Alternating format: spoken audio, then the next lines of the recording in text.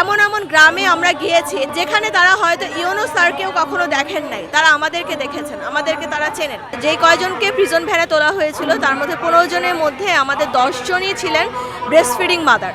তাদেরকে এভাবে টেনে হিচড়ে তারা প্রিজন ভ্যানে তুলে নিয়েছেন। আমরা নারী বলে আমাদেরকে তারা ভাবতেছেন যে নারীরা তো মেয়ে, এই সবগুলা মেয়েরই হলো বাচ্চা আছে, তাদেরকে বাড়িতে ফিরে যেতে হবে, তারা কর্মসূচি বেশি দিন চালাতে পারবে না। তারা ভাবতেছেন তাই যে এরা এই কয়দিন আছে, এরা কিছুদিন পরে চলে যাবে, তো এদের দাবি আর মেনে নেওয়ার দরকার নেই। আমাদের দাবিগুলো কিন্তু যৌক্তিক। আমরা অন্যান্য প্রকল্পের মতো আমাদের প্রকল্প কিন্তু আমরা ভাইবা দিয়ে শুধুমাত্র জয়েন করি নাই চাকরিতে, আমরা 3 স্তরে পরীক্ষা দিয়ে আমরা এই তথ্য আপা প্রকল্পেতে জয়েন করেছি।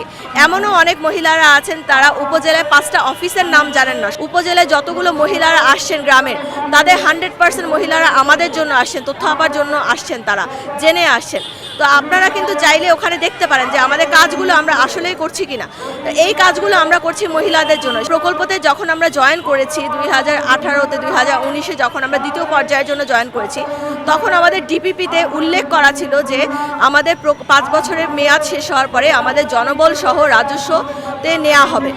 আমরা ওই ডিপিপিতে ওই উল্লেখটা দেখে আমরা কেউই, যারা এখানে প্রত্যেকটা মেয়ে কিন্তু শিক্ষিত ভাই, তো আমরা কিন্তু কেউই ওই ডিপিপিতে ওই কথাটা উল্লেখ দেখে আমরা কেউ যাইনি। আমরা সবাই মনোযোগ দিয়ে কাজ করেছি। আপনারা অনেকেই উপজেলার অন্যান্য প্রকল্পতে দেখবেন তারা কিভাবে কাজ করেন, তথ্য আপা কীভাবে কাজ করেন। তথ্য আপার এমন এমন গ্রামে আমরা গিয়েছি, তারা এমন এমন গ্রামে আমাদেরকে চেনেন যেখানে তারা হয়তো ইউনো স্যারকেও কখনো দেখেন নাই, তারা আমাদেরকে দেখেছেন, আমাদেরকে তারা চেনেন, আমাদের জন্য তারা সাহস পান উপজেলায় আসতে। তো সেখানে আমরা মনে করি না যে আমাদের দাবিটা অযৌক্তিক।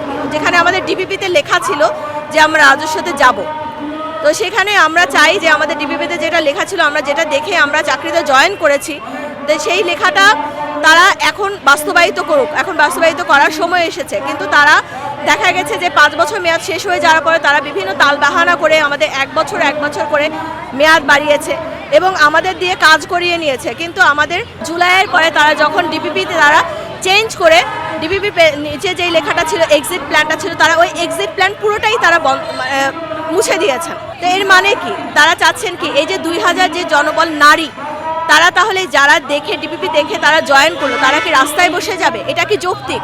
এটা তো যৌক্তিক না ভাই। তাহলে আমাদের দাবিটা কোনো দিক দিয়ে অযৌক্তিক না। সরকার আমাদের সাথে কথা বলুক, আমাদের কাগজপত্র তো আছে, লিখিত আছে, আপনারা লিখিতটা দেখেন, লিখিতটা দেখে আমাদের সাথে কথা বলেন, তারপর আপনারা দেখেন যে আমাদের দাবিটা যৌক্তিক কিনা।